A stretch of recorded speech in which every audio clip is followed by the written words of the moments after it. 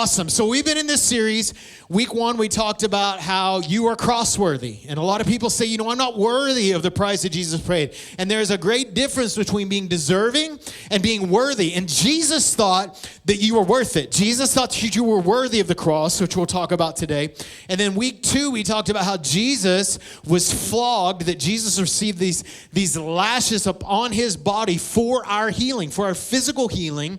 And then last week, we talked about how when Jesus was beat and he was mocked and he wore that crown of thorns, and he did that, he suffered in those ways so that we could have peace in our soul, that we could have health of soul. And we talk a lot about physical health, but also Jesus wants you to be mentally healthy. He wants you to be emotionally healthy, and he paid a price for that as well. Today, we're actually going to focus on the actual crucifixion of Jesus. And again, spoiler alert, it doesn't end here.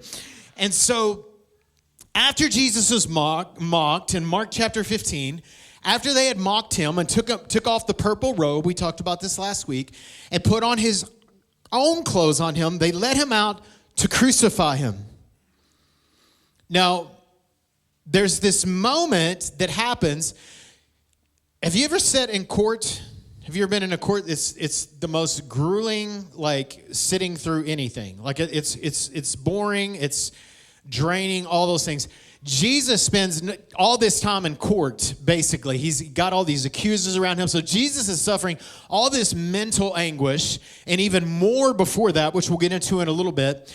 And so Jesus is again on trial once again, and there was an opportunity for Jesus to be pardoned. And the crowd yelled out, "Crucify." Do you remember this in the narrative here? And so what happens is it's time for Jesus.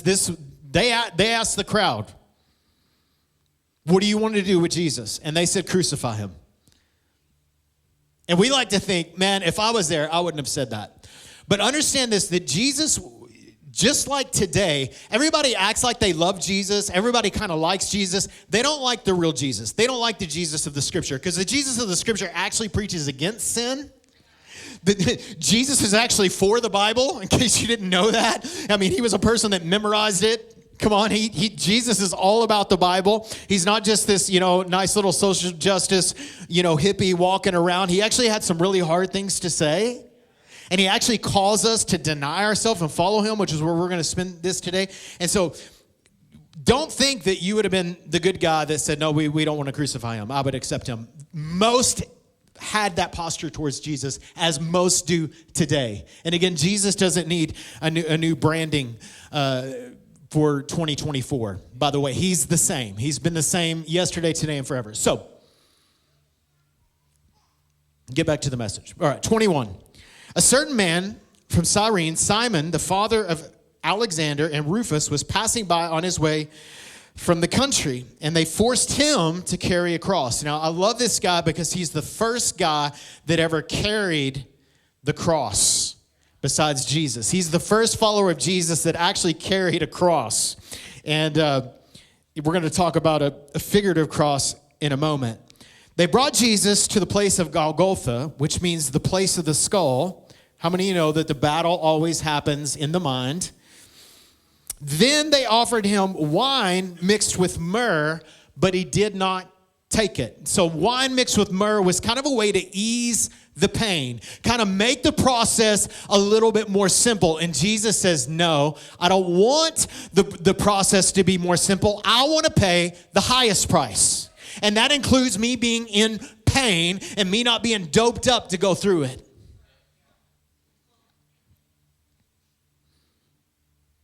And they crucified him. Dividing up his clothes, they cast lots to see what each would get. It was the 3rd hour when they crucified him, and the written notice of the charge against him read, "The King of the Jews." The King of the Jews, the Messiah, the what was promised to David, that this man would come, the God-man would come, the Messiah would come, and he would rule forever. He would set up a throne, and that throne would be ruled on forever. And this is the throne that Jesus dies because he's saying, "I am the Messiah. I am God in the flesh." This is why he was crucified. So let's talk about the crucifixion. So the crucifixion was actually developed by the Persians, but it was perfected by the brutal Romans, right? The Romans were a very brutal people, and it was considered to be the most inhumane, brutal, and painful death that one could experience. Victims of the cross were pinned to a cross, either by nails or by ropes, and they would take these 5 to 7 inch spikes and drive them through the hands of the victim. Again, this is just a way that the government would deal with criminals. And so Jesus is dying. The most innocent man is dying a criminal's death. And he's in between two criminals, right? That day. And so when they drive these spikes through his hands, they weren't like, surgical steel. These were probably spikes that had been used on victims previously. And they put Jesus on this rugged cross. Y'all remember that song? I will cling to the old rugged cross. Now remember, Jesus is exhausted. He's dehydrated. He's possibly hallucinating. They throw him with his bare, raw, severed back up against this rough cross, nail him to this cross, and he's forced to suspend the weight of his body as he's hung there on this cross. As the cross digs into his bare back, these spikes that are going through the bones of his wrist and his feet. And so the way that a person on a cross would die, they didn't die from bleeding to death. They actually died from suffocation, which is one of the most grueling ways to die. And so here's Jesus on the cross in extreme amounts of pain. Again, the flogging could have killed him alone. Back ripped open, pushing his body up to breathe, just trying to catch a breath. While these spikes are driven through his wrists and his feet, it's not just there to hold him up. It's there because it goes through some of the main arteries or nerves in his body, and it is sending basically electrical signals through his body the whole time he's up there. So he's not just pinned to the cross, he's experiencing this crazy amount of pain. And we developed a word for it, and the word is excruciating. So it was so painful, there's never been a pain that we've had to look at it and go, well, what's your pain level, 1 to 10? It's excruciating. It's a different level of pain. So the word excruciating was actually developed because of the cross of Christ. So here he is, he's got the basic electricity from his nerves going through his body. He's gasping for breath. He's exhausted. And while he's there, he's being mocked. Again, still continue to mock. And then eventually Jesus suffocates, commits to the Father his spirit, and Jesus dies. To be continued.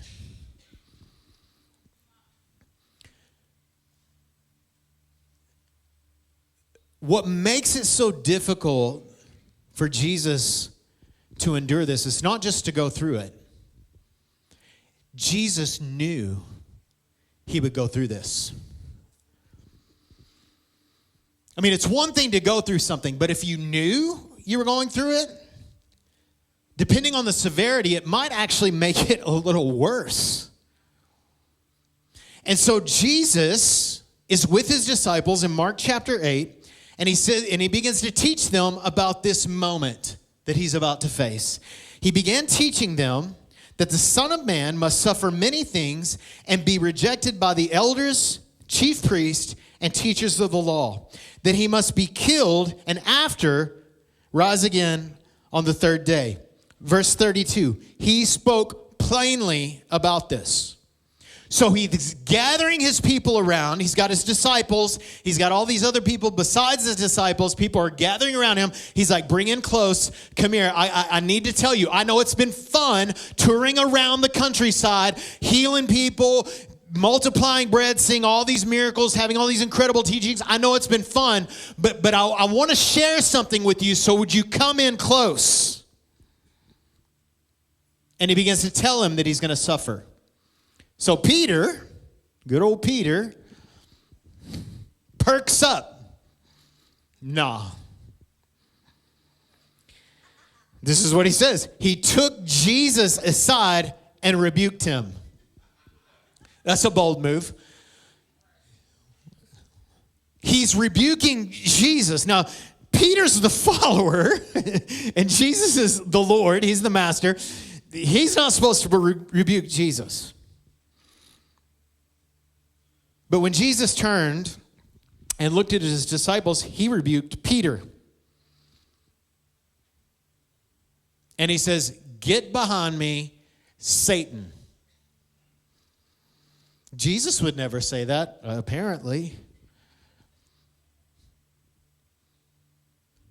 He must have forgot what he's supposed to do, because society wants to say that Jesus would never call anyone Satan. Here he does. And not just anyone, some guy that's been following him around for 3 years, who's one of his most devoted followers. And he tells him, you have in mind the things of God. You do not have in mind the things of God, but the things of man. Peter, your thinking is wrong.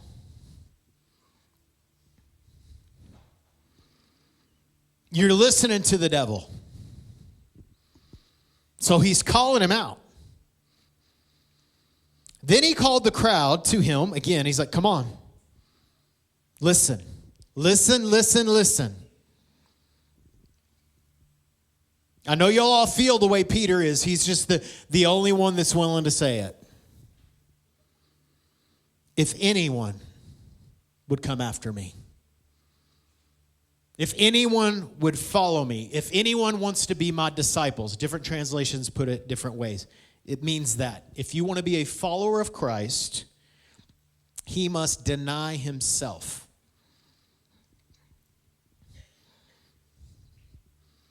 That's a little contrary to the Jesus that's on the news.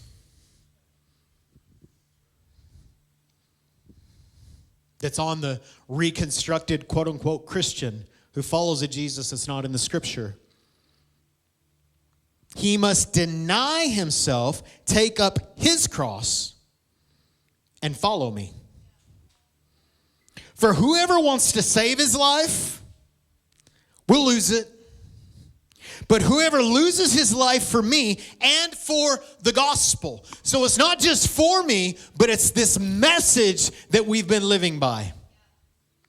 What good is it for a man to gain the whole world yet forfeit his soul? Or what can a man give in exchange for his soul? So Jesus brings everyone in, all these people that are his followers, and he says, listen, it's not easy to follow me. Now, coming to Jesus is easy.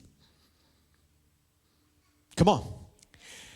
Signing your name on a dedication, getting baptized, praying a prayer, asking Jesus into your heart. That's easy. Following him will cost you. It will cost you yourself. And this is what it is. I'm a Christian. What does that mean?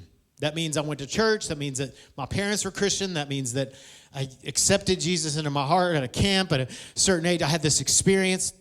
That is not a Christian. That may be the beginning of a Christian life, but that is not what makes you a Christian. A Christian is not a decision that you made years ago. Being a Christian is a decision that you make daily.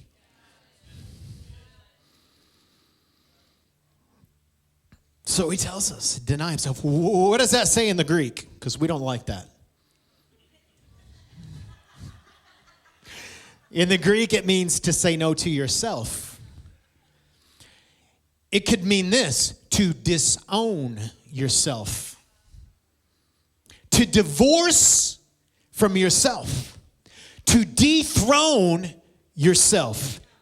See, the problem with many of you in the room today is that you have been wanting to follow Jesus, but you're the one sitting on the throne. So Jesus is saying, if you want to follow me, you are going to have to get off the throne and you're going to have to let me sit there. And my grace says, let's do it. And my grace says, I will give you the power to do it. See, most just want an endorsement from Jesus. Jesus likes my lifestyle. Probably not. Is it his lifestyle? Is it the lifestyle in the scriptures? Now let me be clear today. What he is not looking for is perfection.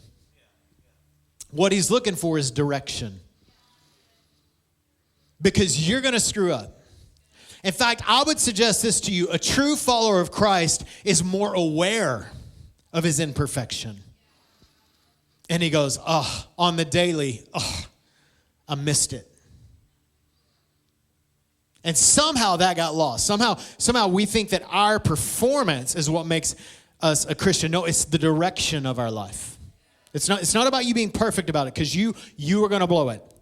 I thought I'd be better after 30 years at following Jesus. I thought I'd be better at it. But I blow it. Most days, I do something outside of submitting to Jesus. Sometimes I crawl up on the throne. And he's saying, Josh, disown yourself. Society will tell you to follow your heart, follow your dreams, do you.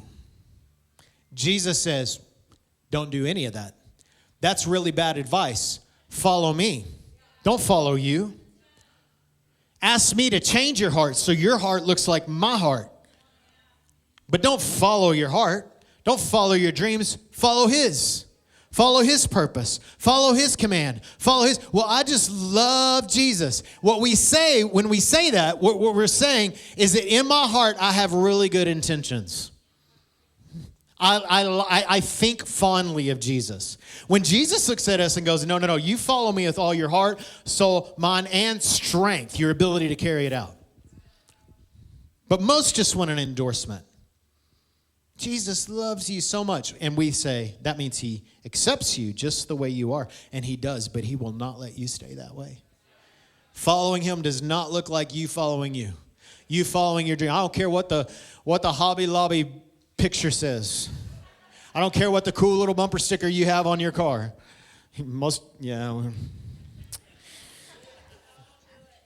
So the message of the age, which Jesus, I didn't really plan on getting too much into this. The message of the age is that Jesus he's just happy with whatever you decide. But we don't see any of that right here, what he's telling people that are following him. Self-fulfillment is the message of the age. Self-affirmation. Self-improvement. Self-care. Self-fulfilling. Self-absorbed. Self-indulgent. I want to ask you today, because you go to the bookstore and you'll find all the books, how to get better, how to be better, how to be the better you. Do you. How to live out we don't see any books like how to lay down your life. How to deny yourself. Where are those books? It's called the Bible. You spend some time in there. Because it is a rub when you read the scriptures, because you're like, that's not who I am. And he's like, exactly. You need to disown who you are. And we do all these tests and stuff to affirm our personality and our bents. All these things to affirm your carnal nature. And the Lord's going, I want to crucify your carnal nature. Man, did we get off track on the series somewhere? Hold on. The problem, this is what we found. We have all this focus on self, and how is it working out? It's not working out very well. Depression level, everybody's on medication. And listen, I'm not condemning you for that. People are on antidepressants higher than any other time, yet we're told, focus on you. So we're going to counselors, and they're going, just think about yourself, think about your past, here's some medication to kind of get you through the day. You. It's all about you. It's all about you feeling better. It's not working, beloved. It is not working because we have suicide rates that are going through the roof. We think this self-affirmation is helping. It's not helping anyone. Do you not see that Jesus provides the better way? And he's calling us to follow the better way. He is not interested, and we've hit on this term before, he is not interested in sanctifying your narcissism. His call is to deny yourself and pick up your cross. It's a crucified lifestyle.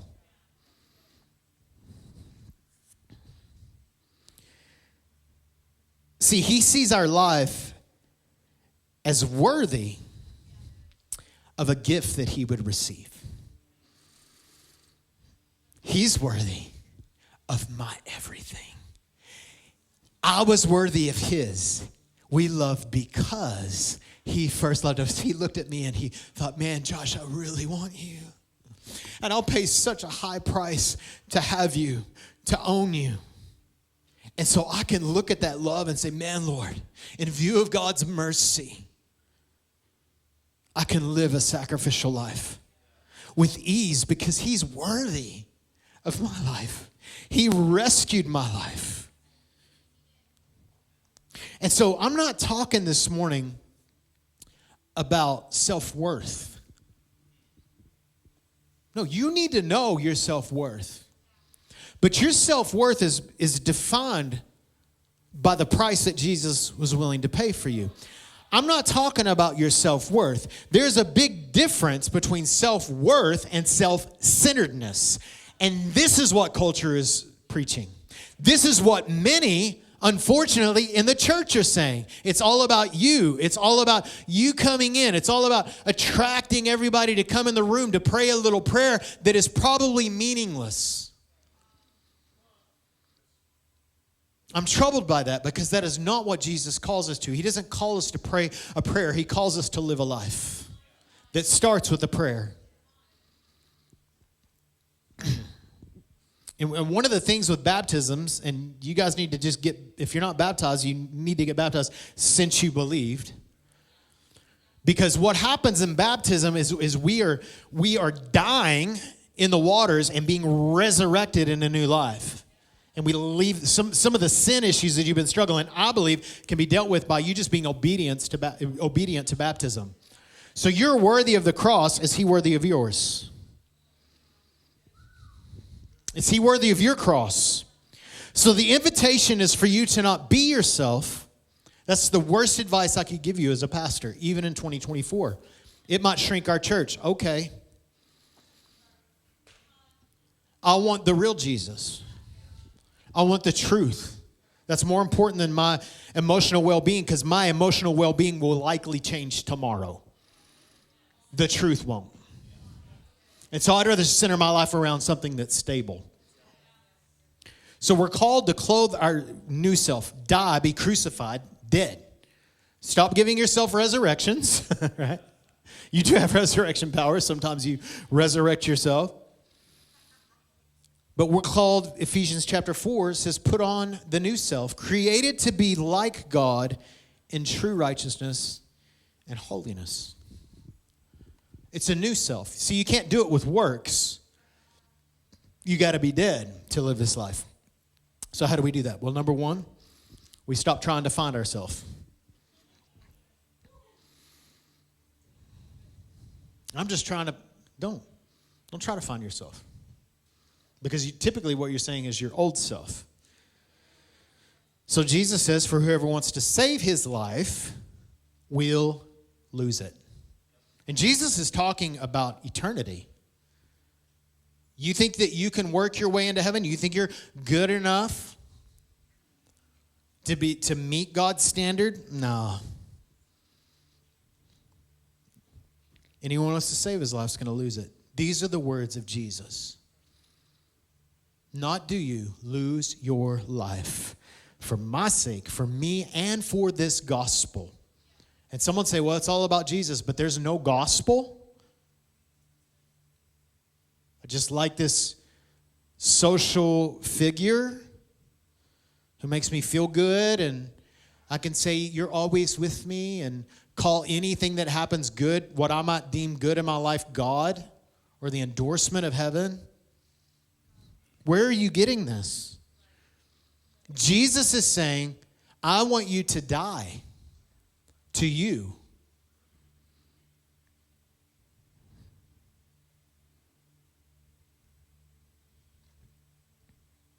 See, a lot of progressive Christians or deconstructionists or deconversionists talk about themselves and how they lost their soul because of the church or religion.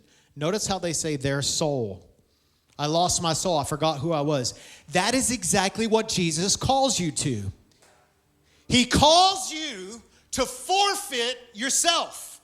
That's what he calls you to. This is the gospel. This is what Jesus said. These are the words of Jesus, not a mean-spirited pastor.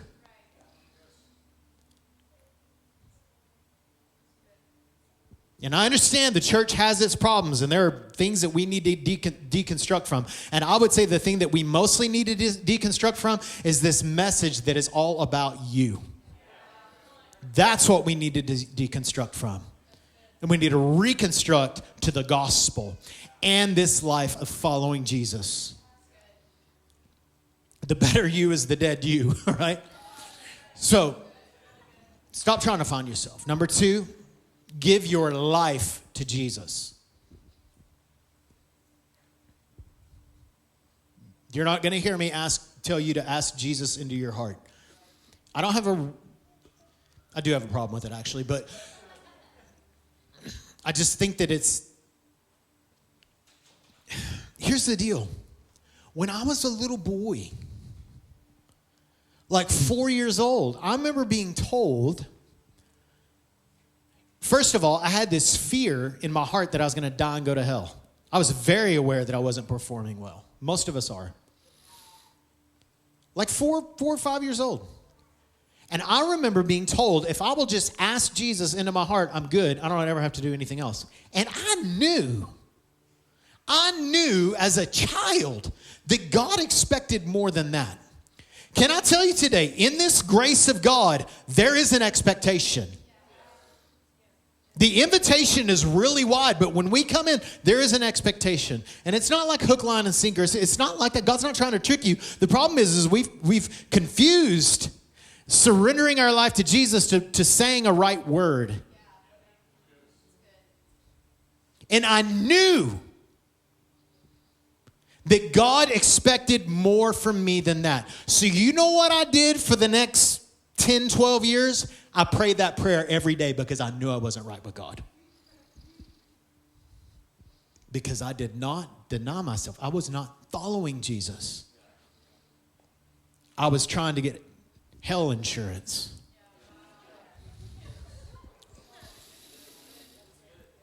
He wants more than your prayers, beloved. He wants your hopes, your dreams, your future.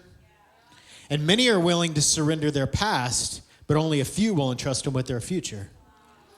I want Jesus to forgive me of my sins. Awesome. He's going to do it. But when he recreates you for a new creation, it's all new. It's a new path. It's a new way of life. And this is what Jesus calls us to. He is the way, beloved. And he provides a way. Did you know the early church, before they started calling them Christians, they were called the people of the way? Because they were doing things like Jesus did. And I want to suggest this to you, that the disciples died before they were ever martyred.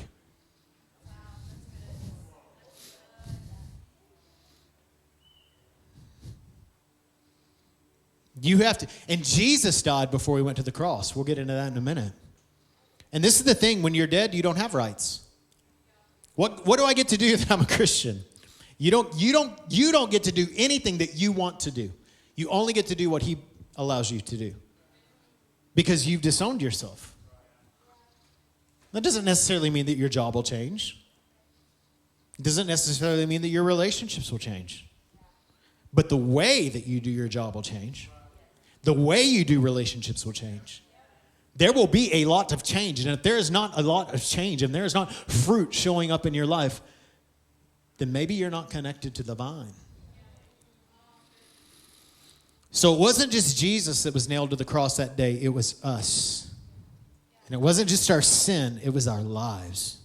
So in Romans chapter 6, verse 4, for we died. Have you died? And we were buried with Christ by baptism. And just as Christ was raised from the dead by the glorious power of the Father, now we will also live new lives. Since we have been united with him in his death, we will also be raised to life as he was. We will have a resurrected life. Our life will be different. We know that our old selves were crucified with Christ so that sin might lose its power in our life. You know why many still struggle with sin? Because they haven't died yet. You will never find freedom from sin until you find freedom from self.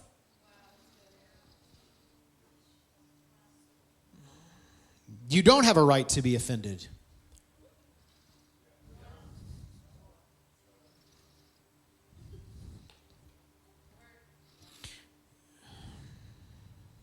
Carrying our cross, I know this sounds so, this is an invitation to a new life that is so liberating. Oh, so liberating. I wonder when you feel my heart here. I feel like, oh. Yes, Pastor. Carrying our cross isn't just an obligation, it's the essence of Christianity. So it isn't a thing that happened. It is what we do every day. We're carrying our cross. We're living a laid down life. And you know what? He is so beautiful. And he is so worthy. And he's so glorious that I look at it and I go, oh, Lord, yeah, you can have it. It's a gift to you. It's not that he's a mean-spirited God demanding my life. It's that he's a beautiful God that is worthy of everything in my life. And I can say, Lord, you can have it all. And when I sing that song, you're worthy of it all, I'm not just singing words on a screen. I'm making a declaration. It doesn't mean that I'm perfect, because I heard a man named Winky Pratney say one time, it's easier to sing a lie than to tell one. But sometimes it's not necessarily that we're living a lie. It's just when we say, I surrender all, we're in that moment, we're saying, Lord, I'm signing up. I'm signing up to surrender it all. And you know what? You're going to do it again tomorrow. Just like tomorrow you will wake up and you will be tempted to sin. You will also wake up tomorrow and you will have to die to yourself. You will have to disown yourself to be like him. So the question isn't, are you being like who you are? Are you being true to yourself? Are you being like him? This is the life that you're resurrected into. So you've got a number 3, submit your ways, your wants. So hard. So we've got to mature in our ability to choose what we want most over what we want now. And I would say that those of you that are genuinely following Jesus, I would say right now in this moment, you're going, yeah, I want to. Sign me up. I want to be all out for the Lord. All of us have that inkling, that desire. Most of us do. But what we've got to do is we've got to see that as what we want most versus what I want now. Because sometimes when I'm in traffic, what I want now is to not behave like Christ. Sometimes right now when my child is acting like Peter was and I want to rebuke them and call them Satan. They're really not acting like Satan. But to choose our will over our want. Well, I want to do this. This will make me feel better. This will be fun. I'll be immoral with this person. I really want to be like Jesus, but I'll go ahead, and I'll live sexually immoral because I want this so much in the moment. Are you willing to lay down your wants, submit your wants to him because you want to look like Christ and you don't want to be immoral?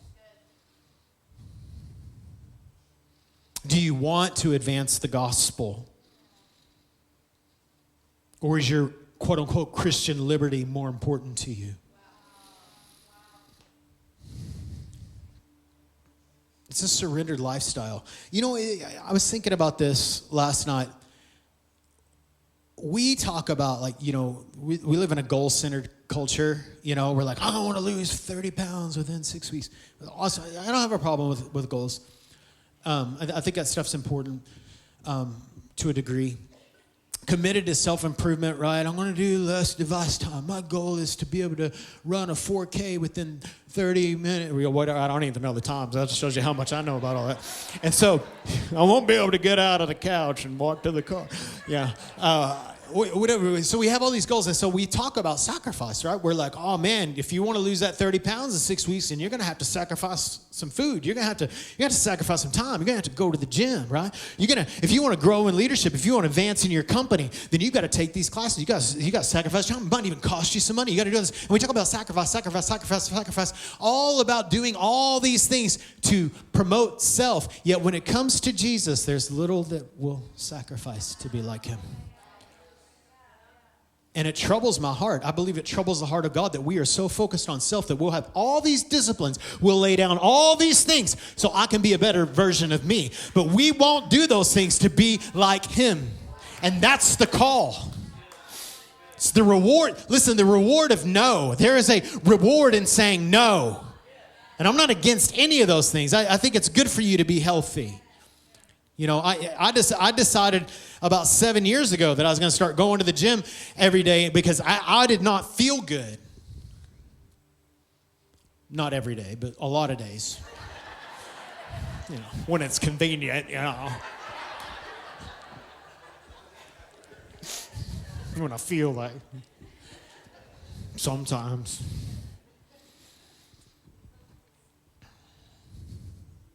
By the way, going to the gym doesn't make you a gym goer. It just means that you went one time. I went to the gym 3 times this year. Wow. I mean, this is more than you went last year. But it doesn't make you healthy because you eat one salad, right? Too bad. Sorry. I hate that.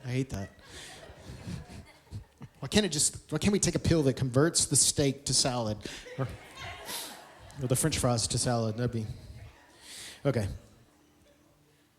I don't know where I'm going. So there is we know this. It's called self-discipline. We don't talk a lot about that, but that is a fruit of the Spirit. Self-discipline is the ability to say no to things, not to give in to things. And a lot of times we're like, oh, just do something for yourself, and it's not self-discipline. That's not the fruit of the Spirit. Maybe you should do something for him. So I made this decision to go to the gym. The reason why I decided that is not so I could, be whatever, so I can post about it on Instagram. By the way, you can't go to the gym and not post about it. Did you know that? It's crazy. But two things. I wanted to be better looking for my wife. It's a good goal. Hi. How you doing? Secondly, I wanted to live longer. For my kids, for my church, I wanted to have more energy. And so I did these improvements, which is, in a sense, laying down my flesh for my purpose. Because I just like to sit around and eat cheeseburgers every day. That would be awesome. But I'm probably not going to live a long time if I do that. So I want to be a better pastor. I want to be a better leader. I want to exemplify self-discipline in my life, all these things. And so that required me making some decisions in my normal life. So I had to say no to sleeping in.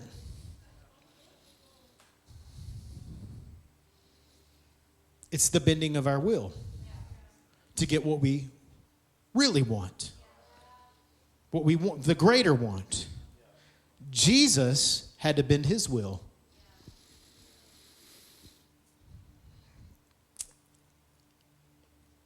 So Jesus, I'm going to tell the story and probably read some of it. So Jesus in Luke chapter 22, he goes to the Garden of Gethsemane to pray. This is right before his suffering. And he takes 3 of his disciples. They go up. As usual, the scripture says, they've gone there before. They've prayed before. And Jesus goes and he tells the disciples, hey, we're going to go pray. And I want you guys to pray with me. And they're like, okay. And then they fall asleep. And then he goes to the Father and he says, Father, let this cup, let what I'm about to do pass. I don't want to do what I'm destined to do. Jesus. He had to choose will over want. So he said, nevertheless, Father, not my will, but yours be done. In fact, he was so stressed out that because he knew the suffering, he's praying 3 times. Nobody's with him. His disciples are falling asleep. They're like, I just told them. Don't they understand how important it is to pray? He is so stressed out that the sweat on his brow is actually producing blood, hematidrosis. And what's happening is the capillaries begin to, because he's under an enormous amount of stress. This is actually a very rare medical condition that can happen when you're under increased amounts of stress. That this can actually happen. That your sweat becomes blood. He's bleeding out of his skin. Nevertheless, for a moment, Jesus is wanting out of it.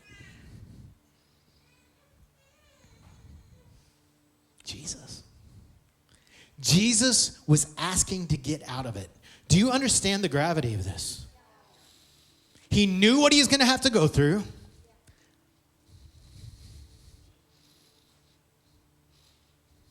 Yet I love Hebrews chapter 12, because it tells us, for the joy that was set before him, he endured the cross. He despised the shame, and he is now resurrected at the Father's side. What caused him to go? It was you. It was me. He said, you know what, Father? I really don't want to do it, but they're so worth it. I want them so much.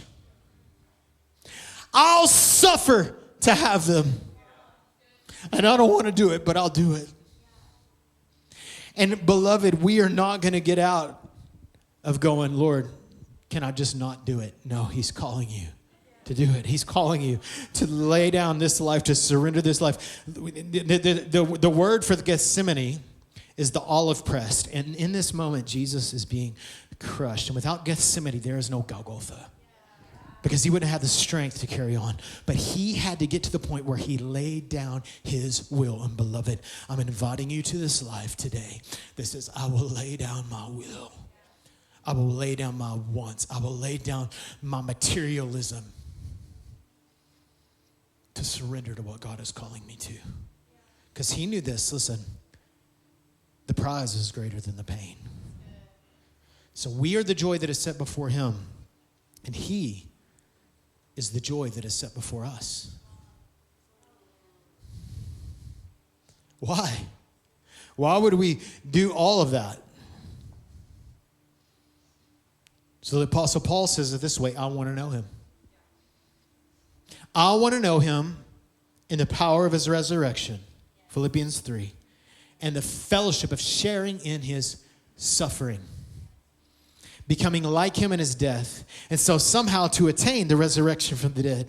Not that I've already obtained this. Now listen, Paul was a very good law keeper. And he's like, I have all these accolades from being a good Pharisee. I consider all that lost to gain him. He had a pretty good career. He had a pretty good plan for his life. He says this, verse 13, I do not consider myself yet to have taken hold of it, this perfect life. But one thing I do, forgetting what is behind, straining. We don't like that word. Striving towards what's ahead. I press on to win the prize for which God called me heavenward in Christ Jesus. What is the prize that he's talking about? The prize is knowing Jesus. The prize is really being acquainted with him. He was acquainted for grief. I want to understand this life that is willing to suffer to get something great. I'm willing to lay down the things in my life that I love so much that he's requiring. And he might not require it of you, but he will require the willingness to abandon it.